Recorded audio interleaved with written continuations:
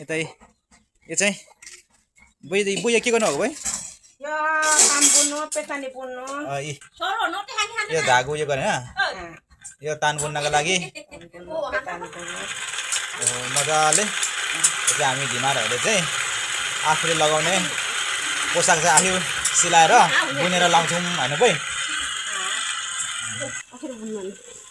यो तान चाहिँ अब हाम्रो भाउजूले चाहिँ बुन्नुहुन्छ यो चाहिँ हाम्रो भाउजूले लाउने हुन्छ होइन भाउजू आफै लाउनको लागि भाउजू बुन्नु भएको यो कति र यो सबै टोटल सबै 15 है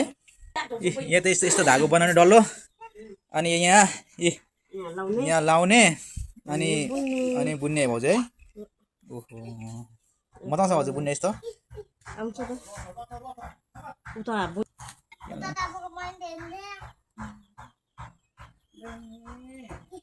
छेड्नु पर्दैन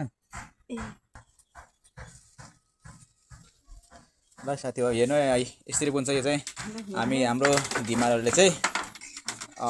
परम्परागत पहिलादेखि नै बुन्दै आएको पेटानी भन्छ यसलाई चाहिँ यो चाहिँ हाम्रो भाउजूले मजाले बुन्दै हुनुहुन्छ होइन भाउजू जम्मा 20वटा भाउजू यो 15वटा हो यो चाहिँ अब पेटानी यता यसरी हाम्रो भाउजूले बुन्नुहुन्छ र अहिले चाहिँ भाउजू अहिलेसम्म कति जम्मासम्म चाहिँ बुनिसक्नु होला अस्ति 10 15 3टा आधी छ अब हाम्रो भाउजूले भाउजू मुस्कानै राम्रो क्या भाउजूको दाँत चाहिँ कसले झार्दै दाँत भाउजू दाजुले कुटेर हो क्या यसरी नगर्ने फेरि ओहो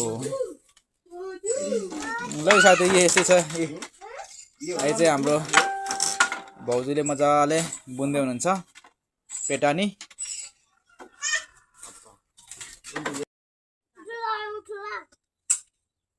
यसरी उयो धागो चाहिँ के गरिन्छ अरे